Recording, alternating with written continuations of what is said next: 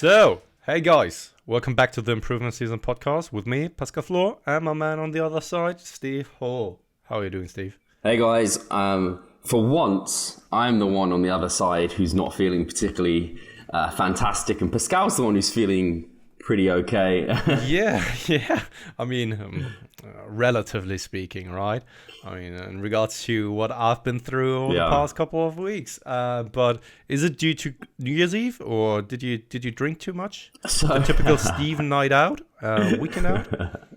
Definitely used to be like that, a little bit at least.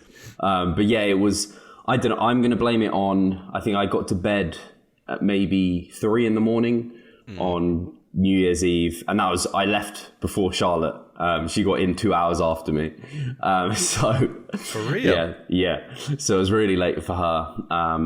And then trained the next day. So I know when you're not sleeping as well as you'd hope, you kind of suppress your immunity or your immune system. And then when you're overreaching or training really hard, again, you suppress your immune system. So probably the combo of those two things may have led to a slight illness. It was weird. It was like last night. It happens to me quite often. I don't know if you get this, Pascal, but it'll be like in the evening, and then I'll just wake up like in the night, and I'll just be like uncomfortable, and then I'll just like cough, and then I'm like, oh, I've got a sore throat.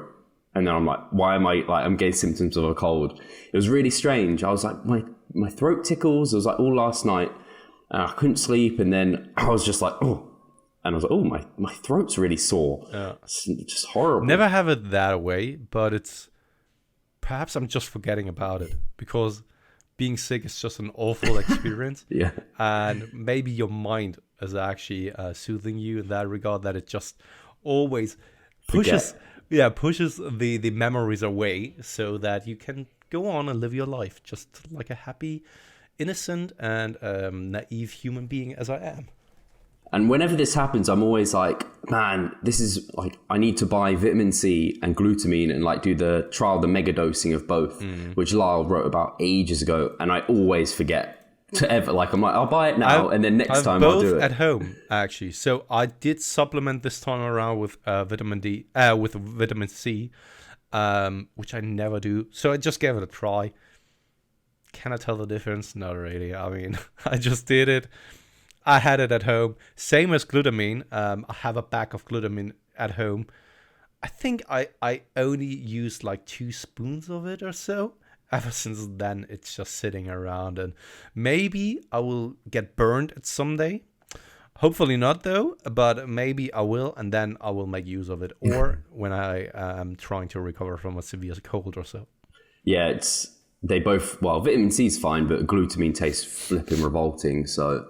yeah, at the moment, symptoms just sore throat and just like really low appetite, which I guess comes from overreaching anyway, which I am in that kind of area. Considering I was thinking of hopefully getting a week 5. I'm not sure that's going to happen now. Just because tomorrow is leg day and they're definitely the toughest sessions, and they're the ones I was least sure that I had another week in me. Upper body, I feel like I can always, like, if I'm being good with myself, I always feel like I've just got to the cusp of it. I could probably squeeze out a little bit more, but lower body, quite often I'll just be like, no chance. I'm not getting any more out of it. So yeah, I might have squeezed the accumulation out of me this time, and it's come and resulted in a bit of a cold. But yeah, apart from that, everything's going pretty well. I'm happy with how everything's like progression went across the board well, and I haven't got any injuries, which I know you're still dealing with yours, which to be honest, I prefer to have a little bit of a short-term cold than a sort of injury or niggle. And me too, but you can't pick your battles sometimes, all right? They're always, people are always like saying, pick your battles wisely or something like that. But sometimes you simply can't choose them. True. They're simply served to you, whether you like it or not. Never really thought about that, but it is absolutely true. Sometimes you can't choose. You just have to do the best with what you've got. Yeah, totally. No, I have that back spasm right now. So it flared up, unfortunately, right before I left to the Baltic Sea. So over the New Year's Eve, I went to the Baltic Sea for 2 days. And right before the last training, it was this session before the last session, actually. So I trained right before I left, or wanted to train right before I leave on the 31st in the morning, and I couldn't do it because my back flared up in the previous training session, and it was just like a contraction, back spasm on the right latissimus this time around, which I never experienced before. But I think that everything in regards to my back, it is chronically tight, and it's not due to high volume. I can say that for sure. And it's not due to form compromises or so. I think it's just that there's something going on there. Maybe an underlying issue in regards to my spine, that it compresses some nerves, and because of that, some muscle groups are tight, or because of that, my posture is a little bit off. I know when it comes to the posture debate, I think that it is more so common fads and myth going on right now with perfect posture and stuff like that. I think that in one of our roundtables, Mano and Mike and Eric talked about it, and I'm actually in their opinion, also because I'm not a specialist when it comes to biomechanics or so. So I actually believe those experts or these people when they are talking about it, because they know more about that than I do. But I think that maybe I'm in a compromised position for me and my body composition and my posture, because I'm making up for it because of some kind of pain or muscle tightness or so. And I think that all is connected with each other. And because I have in the recent weeks, it's getting worse and worse with that area on my rhomboid area or trap area. It's getting worse and worse. And ever since then, my the frequency of back injuries is just like getting worse and worse as well, along with that.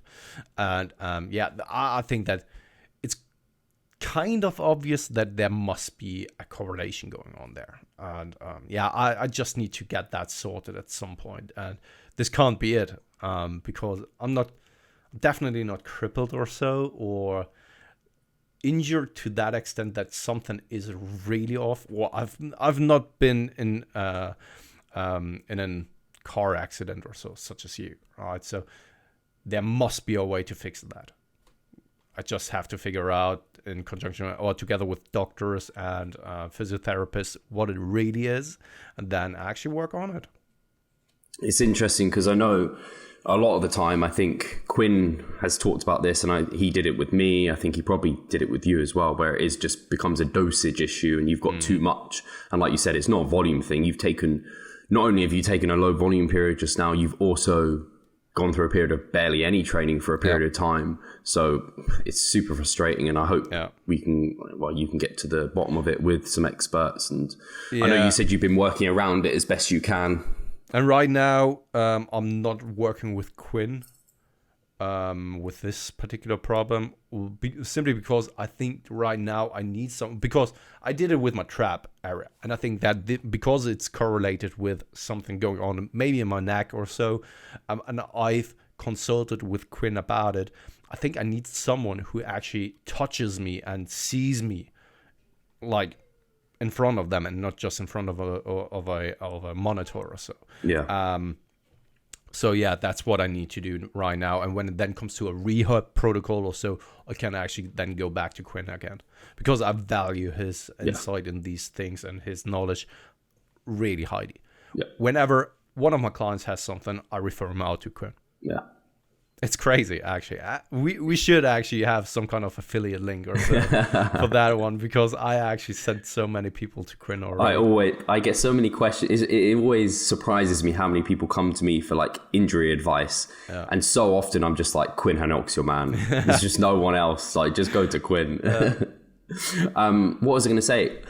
Have you started your diet, or have you? Not yet. So I was contemplating of doing so, because when I was at the Baltic Sea, no supermarkets were open. We were out. It would have been so easy to be in a caloric deficit. Same as today and yesterday. So yesterday we got back, and today I was so busy with work and needed to take care of the apartment in Potsdam and stuff like that. So it would have been so easy to diet for the last 5 days. Super easy, right? But because of the injury and because of the plan, I didn't want once again, just to start without or with going off plan. This time I just said, like, hey, mate, you will be dieting for a longer period of time. Just take the extra days here. And also now or tomorrow, me and Katie, we'll always have our dating days, right? Where Hugh is at his father's place.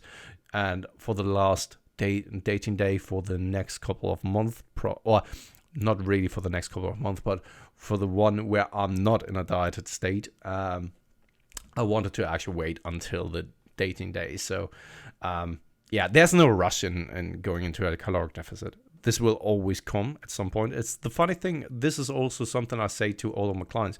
I would assume that you are the same. That when they are like craving going back into a caloric deficit or raising or increasing the volume in a training session or in a training protocol, I always say, mate, why the rush?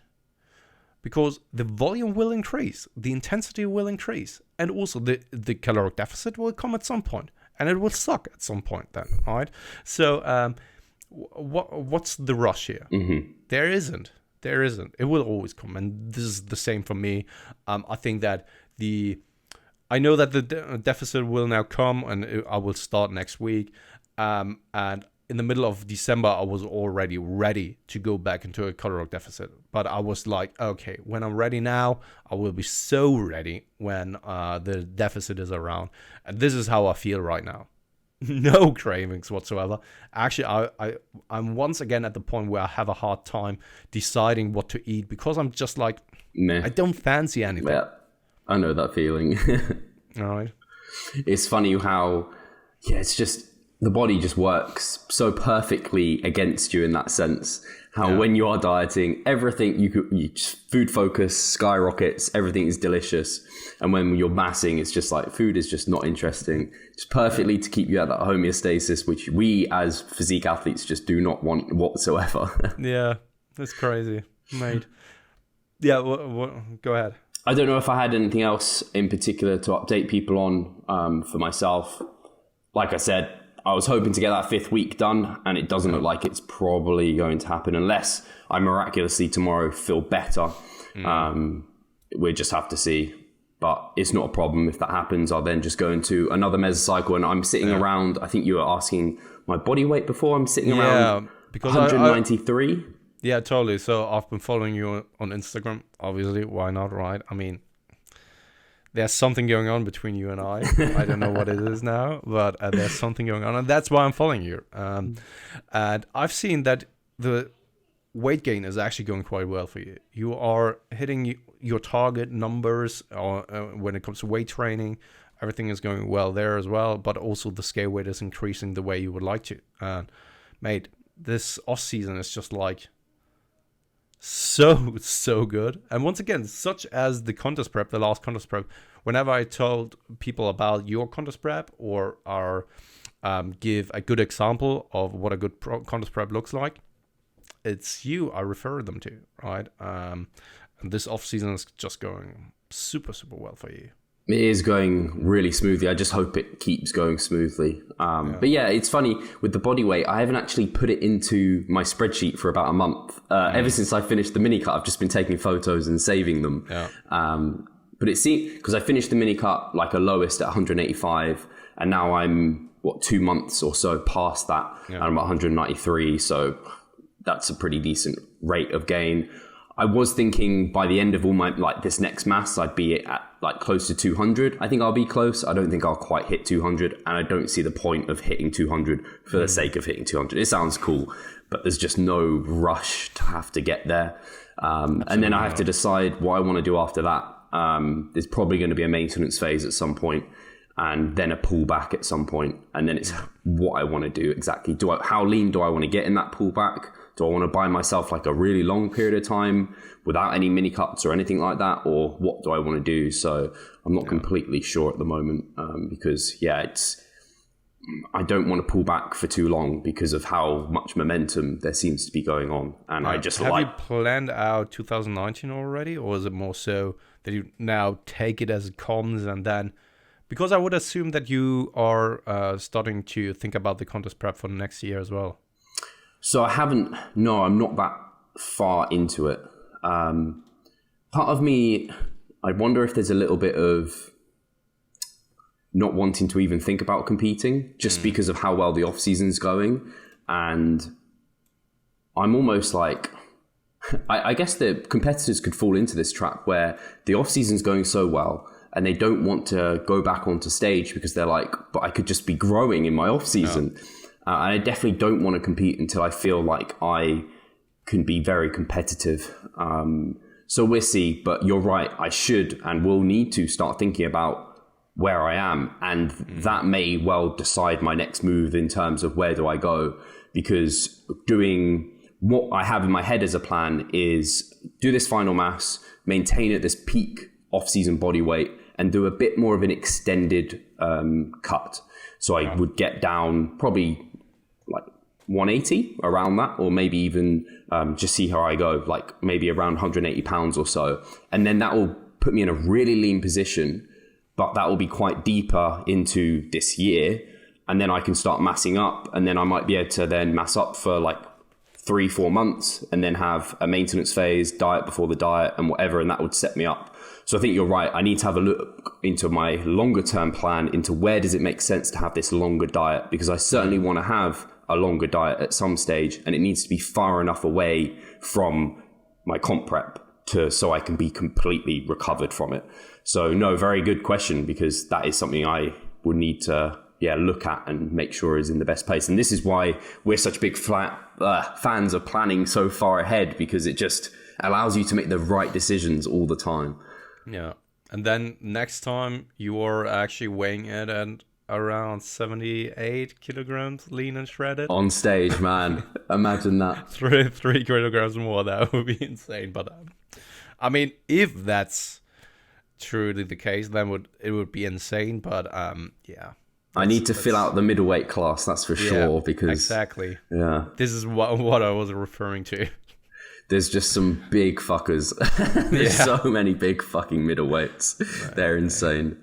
So this is also a reason why I'm not the biggest fan of Instagram, simply because I'm always disheartened by some of the naturals out there. Just so many freaks out there, and they don't even know it. Yeah, there are, like, they actually don't even know it, like how freaky there are. But so it's hard because I'm getting really good feels of being so big and not being, and I look back now at my 2017 and I'm like, I just look so meh. And so it makes me really want to give it enough time so I come back on stage and like really look like an advanced natural bodybuilder, and not just like someone who can get really lean and has an okay amount of muscle. I want to look really competitive in that middleweight class. So we'll see, but I think 2020 makes sense in terms of like having 2 years off, not leaving it too long. I had 3 years off before, and I actually think I'll probably have made more progress in the 2 years off. Wait, 2 years? 2017. Oh, it would have been 3 years even. Well, but one of those years is kind of dieting down for it. So yeah. Oh well, that's me. Yeah, cool. So I don't know. I don't have anything else to add there. If you want, we can actually move on to the questions. Yeah, let's dig into some questions. Yeah, because we have actually received some. Oh, there's Hugh crying in the background. Oh no. So much terror going on in my house right now. Hugh crying. There's construction work in the apartment underneath me. So but anyway, received some great questions. I actually had a look already at them, and some of them are really, really amazing. So I'm really looking forward to getting into them. So the first question is from Gary Rocaro. Should there be any lingering fatigue from a previous mesocycle when starting a new mesocycle? If there is, should you do another deload week or start a new mesocycle, assuming first week is on the lower side of volume and intensity? Do you want to go ahead? Because I think that you have probably one thing to say, and Well, actually, I think the thing you think I'm thinking is if you need to ask whether or not you should deload, you kind of have your answer. It's always so funny. It's like I don't know if there's probably other things like that. Like if you think you need more sleep, like if you think you might need more sleep, well, you've got your answer. You need more sleep. If you think you need a deload, you probably need a deload, because no one likes, I don't know, or yeah, well, people like sleeping, but no one really likes to be told they need to have more sleep in their life because that means less time for doing things. And same with, we like training hard. No one likes to know that they need to extend their deload, but sometimes that's just the right answer. Yeah, and I think that's covered already. Just one more thing to add there. I think when the fatigue is still around in the first week of the new mesocycle, then you probably did overdo it in the deload. That's a common thing I see most of the time as well, that people are still going too hard. You won't get anything out of that. So you reduce the intensity and volume anyway, because you think, okay, I want to take a deload. So you're doing less work, so you won't get the benefits of really properly overloading, but you're doing still too much to properly reduce the fatigue. So you don't get much out of both worlds, and it doesn't really set you up for the next mesocycle. So if that fatigue is still around at the beginning of the new mesocycle, I would still say, okay, learn your lessons from that, then readjust for this mesocycle, but take another deload or so, or take half a deload or so. When the fatigue is still around, like halfway through a deload, everything is perfectly fine. It should mitigate towards the latter half of the deload most of the time. I always feel shattered at, I don't know, half week still in the deload week, and think that I'm probably not going to be recovered towards the end of the deload, but most of the time I am. Yeah, and the only time, I guess, I wonder if there's a case of potential, well, there's always cases of, if you're in contest prep, potentially in those final kind of deloads before you're stepping on stage, there's a chance you're not going to ever feel fully recovered, just because you're so lean, your fatigue is just always so high, you've just got that always there. But if you're just in a general diet phase and in a general off season and you're not doing anything extreme, I don't see it. I think you should be fully free of fatigue pretty much from training at least. And you might have some just general feelings of fatigue, but there shouldn't be like muscular fatigue, if that makes sense. Yeah, totally. No, cool. Let's move on to Carrie Barron's. The literature regarding adding and maintaining muscle after age 50 is not positive. Can you provide your thoughts regarding hypertrophy for individuals who are heading into the second half of their lives? Do you want to go ahead first, or should I cover it? I can probably go first because I don't think I have that much to say. Because I don't know the literature. I can't say I've read it. I'm not very familiar with it. What I can say is anecdotally, even with my dad, he never really weight trained when he was younger. He never really did much.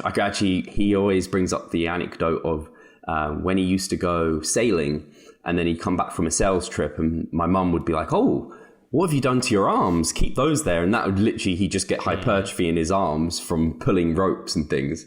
And this is where I get my genetically gifted arms. My dad, he has decent arms considering he doesn't do much. Yeah, he's not a sailor, but he would go on sailing trips. But then he's really started seriously weight training in the last 5 years or so. And he grew muscle mass. And he's in his mid 60s now. So he started in his late 50s. So you can still grow muscle even past that. I don't know what the literature is saying, but I think whenever you're new to weight training, you can still grow it. And I think maintaining it, from what I'm aware of, you can do a pretty good job at that if you are weight training and having a decent diet with high protein. And probably if you're that old, you probably need a bit more protein. I think from what I'm aware of the literature on protein, you need a little bit more. When you are older, you don't deal with it quite as efficiently as what someone younger does. Yeah. But you look at someone, I don't know, you can bring up some anecdotes of like Jeff Alberts. I can't remember how old he is now, but he's arguably 66. Still 66. No, if Jeff was, I think in his mid 40s. Mid 40s. I mean, he's not that old, but he's arguably still growing muscle, and he's an advanced bodybuilder. He's certainly not losing it at the moment. And I don't know if there's. I think Tom Venuto, who came on the podcast not long ago, I don't know if I even asked him, but arguably I wouldn't say he's lost any muscle. I don't think he'd lost any, and he's still training hard and doing his work. So I don't know if the studies that are out there are on the population that would be listening to this and are dedicated weightlifters. So yeah, I don't know if you've got more on that, Pascal. Mate, you've covered everything I wanted to touch on. Oh, sorry. Especially because I read that question before we got on, and I found it was a brilliant question, actually, because it is an interesting topic. But same as you, I don't know the literature on it, at least not to the extent that I'm comfortable in talking about it or giving any kind of recommendations. All I know is the papers. Sometimes Brett Schoenfeld posts. He has done some. I don't know if he has done some research on elderly folks, but I know that on Facebook every once in a while he posted something with sarcopenia, so the the age-related loss of muscle mass, and some other people. I don't know who it was, whether it was Stu Phillips as well or so, when it comes to protein turnover rate and stuff. But anyway, in regards to what I know, it's not entirely true. And also, I don't think that much of the literature has been done on trained aged people or so, right? It's the same when it comes to younger folks and younger scientific findings. Trained athletes, so serious trainees, it's quite an uncommon thing. And then elderly folks, and from the literature I've seen, but this is really limited, so take it with a bit of grain of salt here, is that I've seen once a cross-sectional area of thigh muscle or so from an elderly trainee and a younger athlete, and the difference was none whatsoever, nothing significant there in regards to the muscle mass difference. So it is that when you are eating sufficient amount of protein, when you're still training, resistance training, I don't think that the change is really that significant, to be honest. I guess a lot of it comes down to, I think, yeah, once you, again, like we know, maintenance of muscle is far easier than growing it. So I think, yeah, growing it would be difficult in that stage. Yeah. But yeah, I think we've covered it. Totally. I think just to end it here, that expecting to look like a young Arnold Schwarzenegger will probably not happen anymore, right? But I think that once you build a solid foundation of muscle mass in your younger years, I think maintaining that might be easy. Building that, I think that you will probably not, when you start at the age of 50 and then have 20 years of training on your belt, and you are 70 years old, you will probably not look like someone who started at the age of 18 and trained for 20 years. But once again, the same principles. Once you've built it, it's actually quite easy then to maintain it. However, building that is the hard thing. And the scientific literature, once again, I'm quite curious to actually look at something like that. Maybe Carrie, you can post it in the comments below. But from what I would assume, and from what I've seen from the limited amount of scientific literature on the matter, is that it's not impossible, and also that I think that there's a lot of misconceptions out there when it comes to age-related hypertrophy and muscle loss and all that kind of stuff. Because most of the scientific literature, let's face it, is done on Gen Pop, and Gen Pop is generally not active. They are smoking, they are drinking alcohol, they are sleep deprived, they're chronically stressed. That is the Gen Pop. And that is most of the time also the people that are then studied in sarcopenia related studies. Cool. Nice one. So moving forward to Wyatt Barefoot. How much cardio for bulking and cutting? How to use cardio and apply to training? I think we've covered that a couple of times already. So I don't know if you want to quickly just brush it off, Steve, or if you should refer to a different episode. Cool. Yeah, I mean, yeah, let's quickly cover it because I think he asked bulking and cutting, and I think we probably both agree on both of these quite easily. And we may have not covered both in one.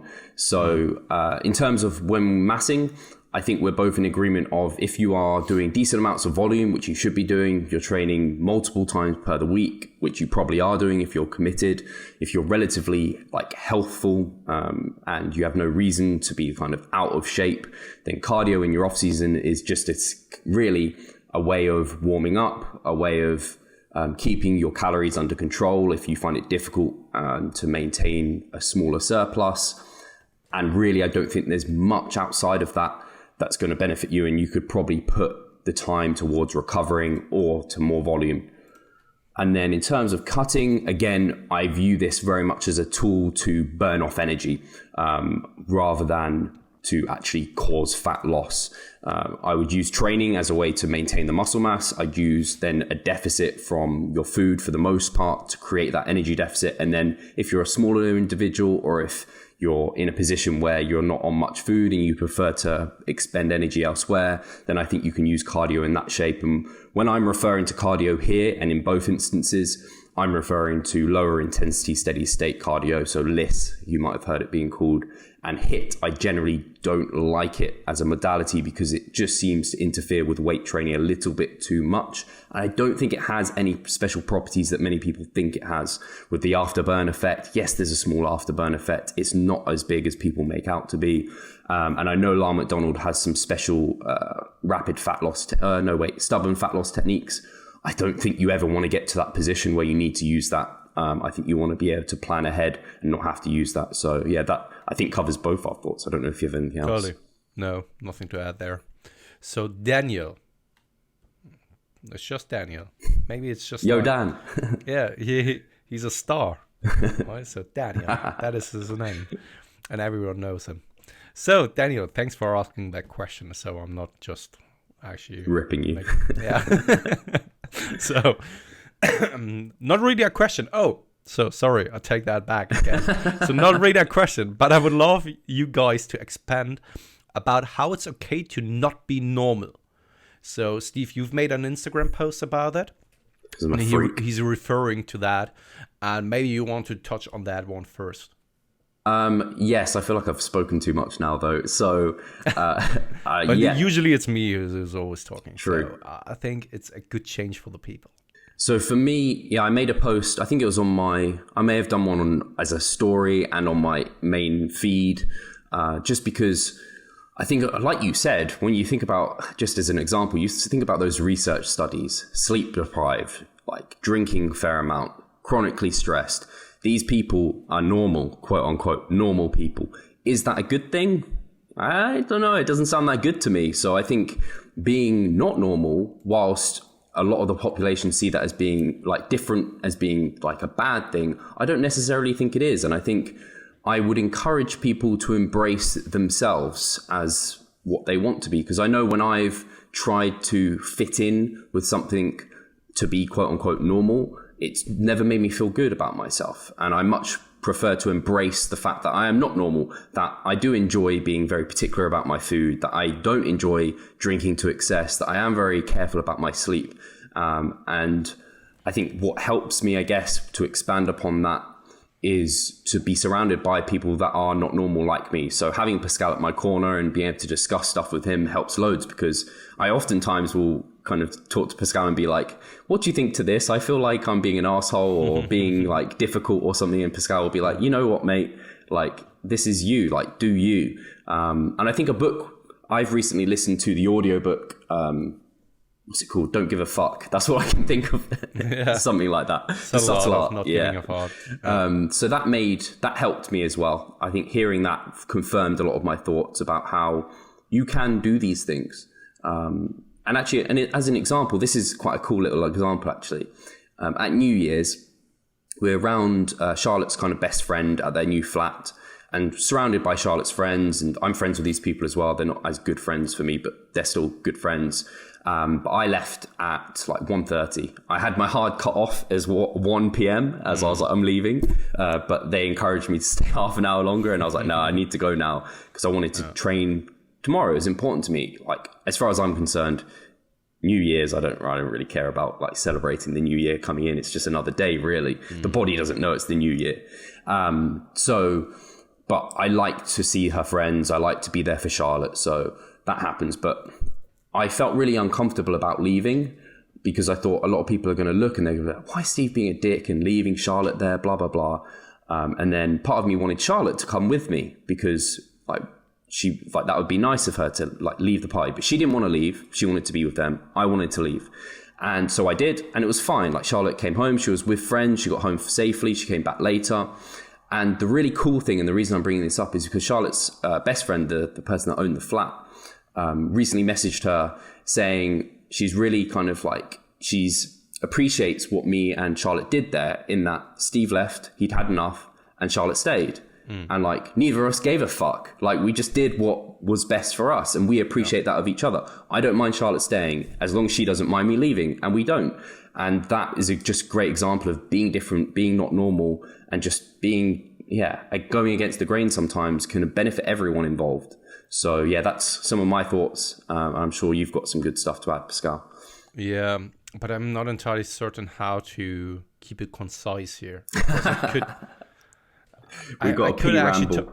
I could actually talk about that for a long time because my entire life. So I grew up on that small island that is called Nordstrand. Nordstrand is basically translated northern beach.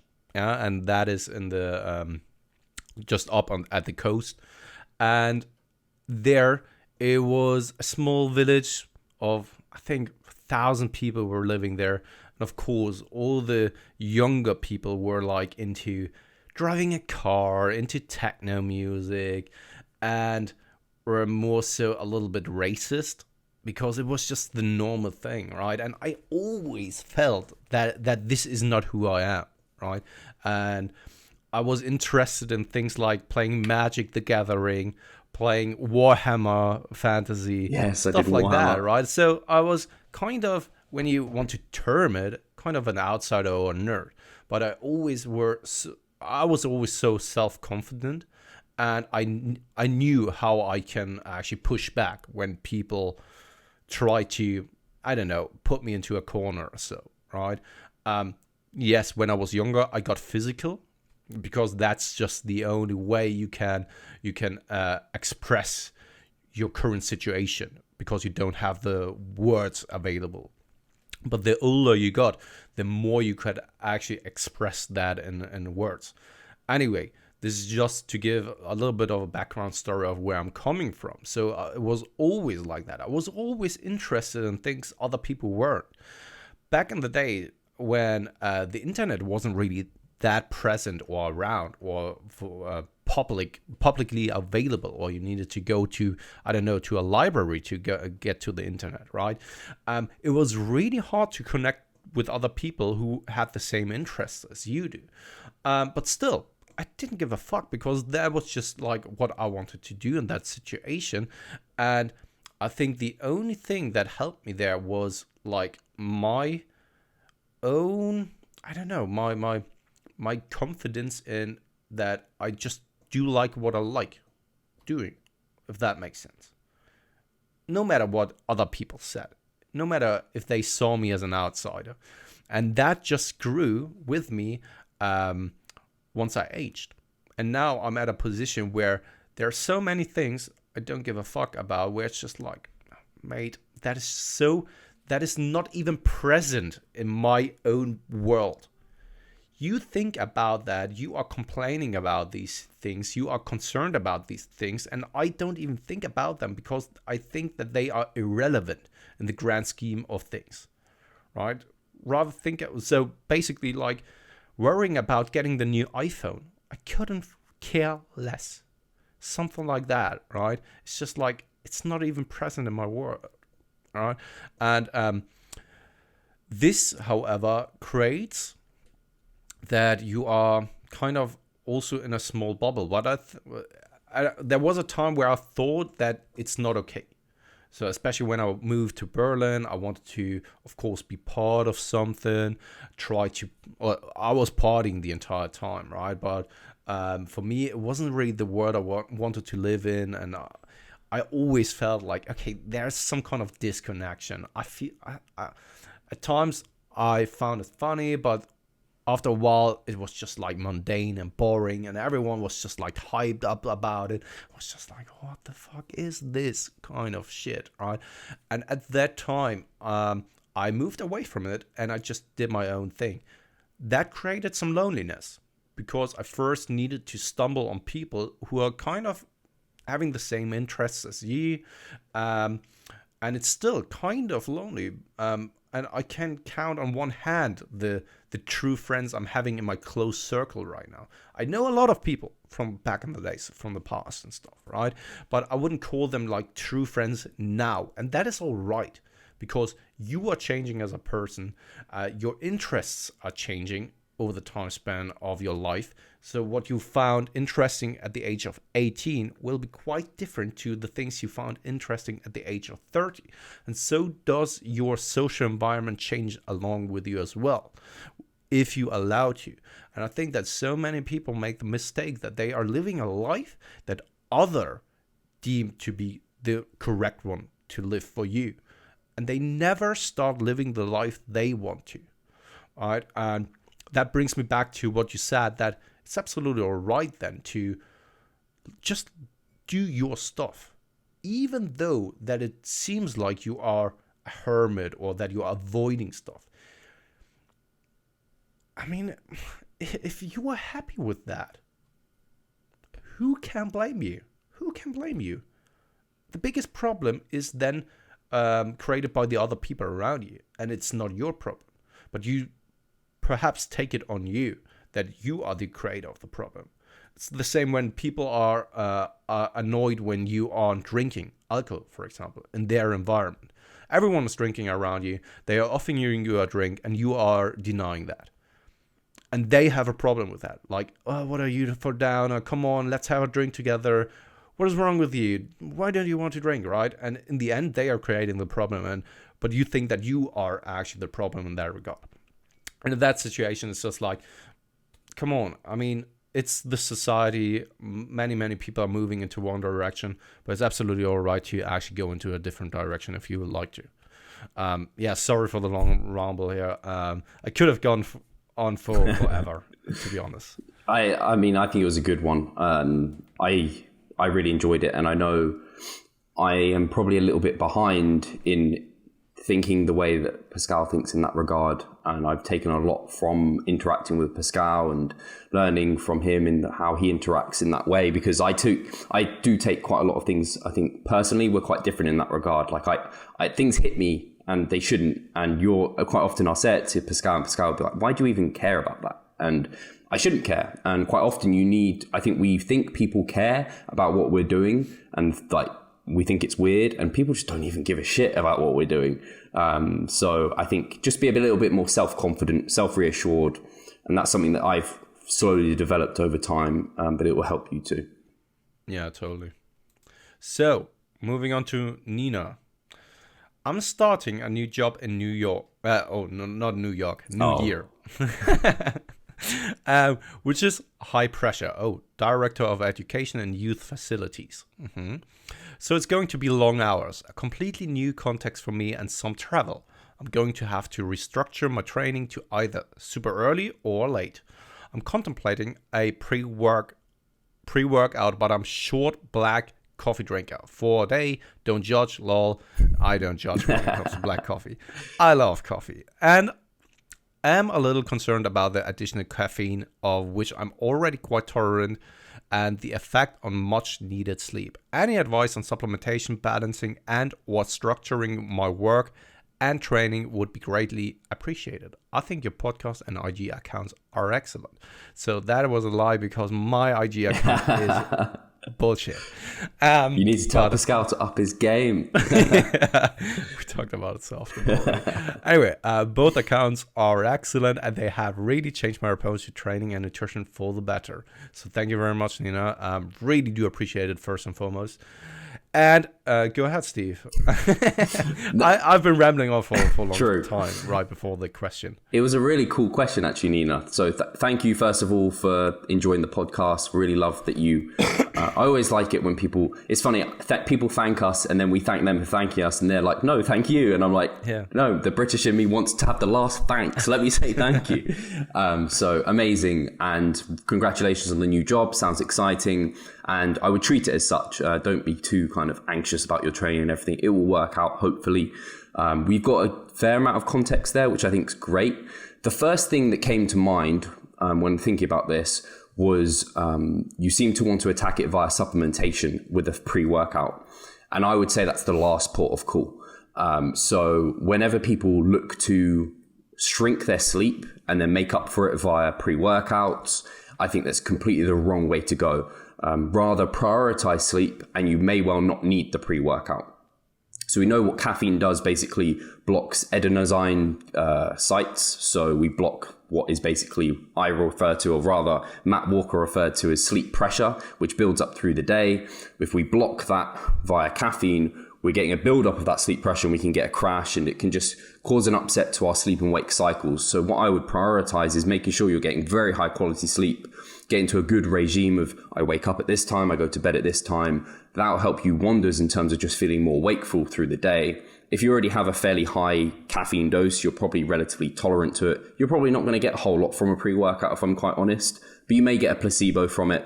And if you are going to use one, I would recommend having it earlier in the day so that you get that clean slate of kind of not blocking adenosine sites towards the end of the day. So you get that natural buildup of sleep pressure. So you fall to sleep at a reasonable time and you can get a good number of hours of sleep in. But I think really it comes down to making sure you're really prioritizing sleep. That'll make you feel more wakeful in the day. So then when you do work out, whether it be at night or earlier in the day, you don't necessarily need that pre-workout and you can get a productive session in and not worry about your sleep being disrupted. I would generally recommend getting the training session done in the morning rather than at night, just because it's generally less busy when you train at that time because people don't like doing it.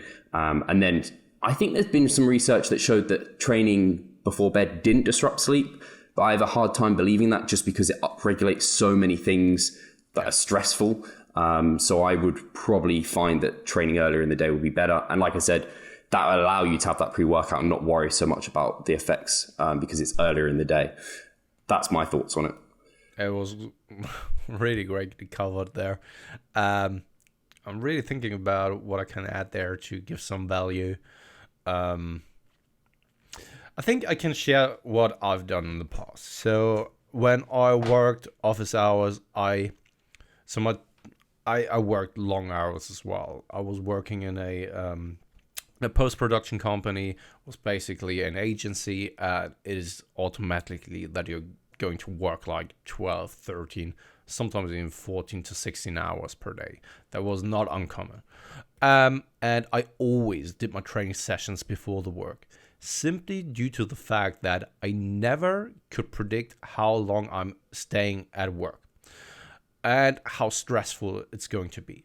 So because of this unpredictable scenario, I never knew how I would feel at the end of the day, whether I'm maybe super stressed out, whether I'm super tired, etc., etc. But when you get up early in the morning, circumstances are most of the time always the same. Yes, maybe you will feel a little bit more groggier than other days, but you didn't have kind of these major stressors before that. You didn't have like, I don't know, maybe you need to do some extra hours and you need to skip that session all along at the end of the day or so, right? But when you're doing that early in the morning, it will always happen. Then the decision is then up to you whether you stay in bed or not. But if you don't, the training session will always happen. That's a good thing, right? And then after work, or you can do your work and you can come back home, and that's basically it for the day. And you know that you finish work and you don't have to go through a, 1.5 hour workout or 2 hour workout and push your way through that one, which is mentally stressful as well. Or at least that can be. So what I then did, I was always training before my work, which required me to get up sometimes, and this is what I'm doing right now still at 5 in the morning. It's simply what I have to do, right? And there's not really a debate for me personally there, because I know that this allows me to always do my training sessions, always do them under the same circumstances, and to have my first coffee there.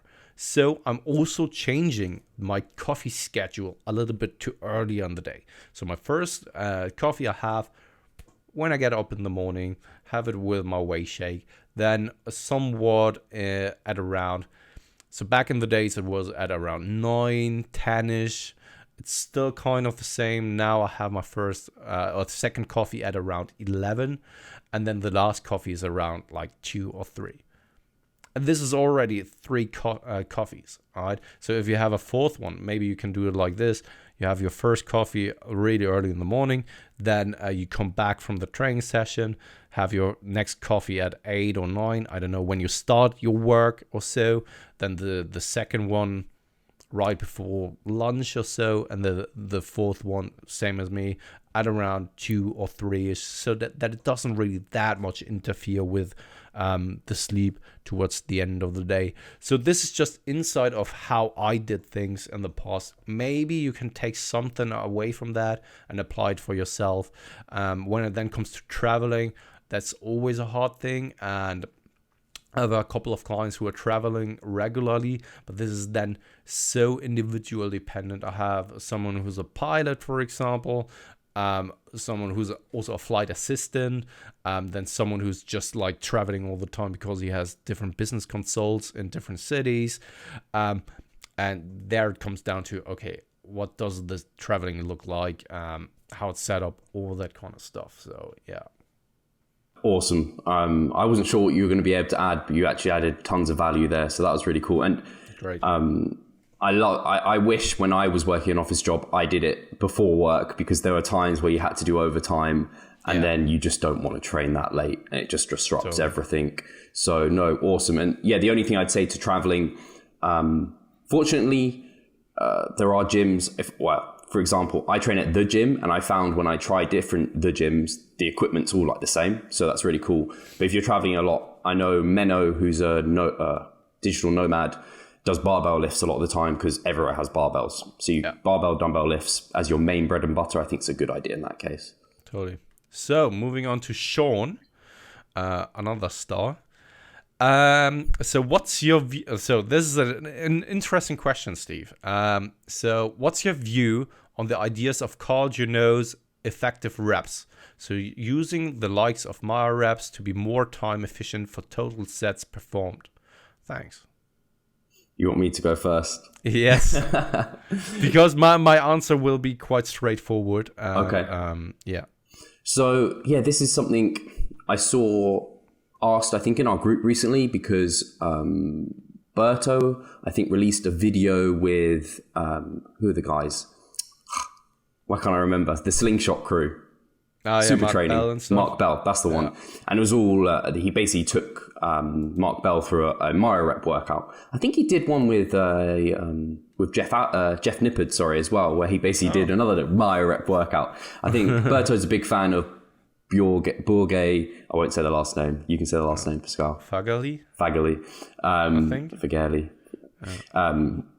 He's a big fan of that, for getting in a lot of effective reps and a lot of volume. And I think it can be extremely effective when you are limited on time. And the whole premise behind it is that you're pre-fatiguing the muscle. You're not giving it sufficient rest time. So then every rep you do is under that level of fatigue. So maybe you only get 3 reps on your next set, but 3 of those reps were 3, 2, 1 rep in reserve. The problem I think I see with it is that it maybe doesn't work on a whole variety of exercises. So something like big squat, like barbell squats, a fantastic quad builder. I think a lot of people would agree, but doing short rest periods and kind of being that fatigued for that short amount of kind of sets and that approach, I just don't think it would work particularly effectively.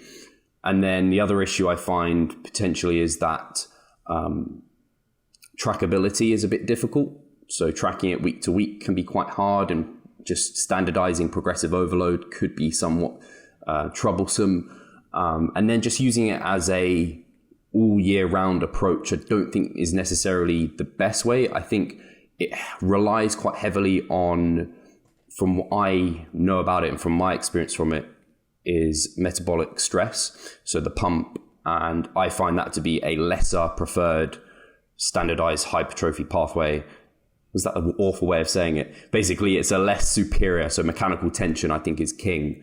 And so always prioritizing kind of the pump metabolite work, I think, is probably not the most effective approach for hypertrophy. But it's interesting because, yeah, it has been brought to my attention more recently because of Alberto's video. So I'm really intrigued by your thoughts, Pascal. I don't know if I covered everything there. Yeah, it was brilliantly covered. And so Chris Beardsley also did a graph on that with so repetitions, Yes. which are then effective. And there was a really good discussion on that also on mass. I think that Mike Zoders talked about effective reps and stuff like that. So I will keep it short because I have not really that much, I haven't spent that much time looking into everything. And I do remember what Mike said really resonated with me, but I can't really rephrase it that way he did. So I would have, I would need to re-listen to that to give you a clear view on what he basically said, because it just reflects what my thoughts are on the matter, but even more so in depth. But I think, just to wrap it in short, I think the idea of effective reps, there may be something to it, but more so when it comes to higher repetition work, or when you are working with weights that are, how should I put it, still quite easy to manage. I don't think, and this is just me really thinking about that, I don't really think, and I can't imagine that when you are able to squat something like above 200 kilograms, that even if you are 4 or 5 reps away from failure, that this isn't effective. I can't think of it, right? I don't know. I can't wrap my head around that. I still think that many muscle fibers are recruited, if not all of them already. And I mean, not just 1 rep max, but more so when you're squatting that for repetitions, right? When you're, I don't know, squatting above, let's say, 160 kilograms for repetitions for 8 repetitions or so, right? But you're still leaving reps in reserve. And I mean, not just like 2 or 1 rep in reserve that then would end up in that theory with some effective reps, but more so like really a lot of reps in reserve. I just think that there's still so much mechanical tension going on that it is still effective.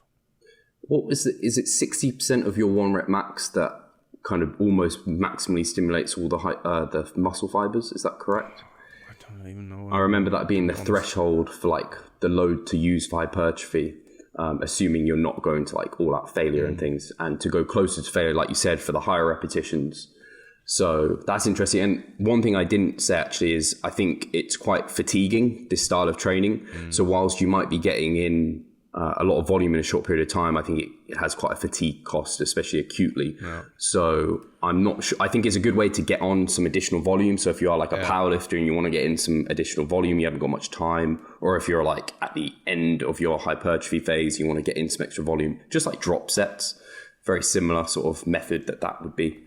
So when it comes to Borger, I think many people, and I could be wrong on that one. So I think that Abel would be the right one to ask this question or so.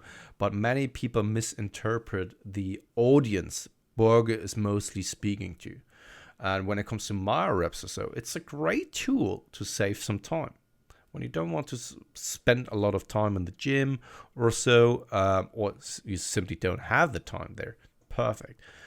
But I think I heard Borger once say that mostly he's targeting like Gen Pop, the people who are just like training three days a week, don't really enjoy training that much as we do. Maybe they don't want to be at the gym like 5 or 6 days a week. They want to go in and out as quickly and as efficiently as possible, right?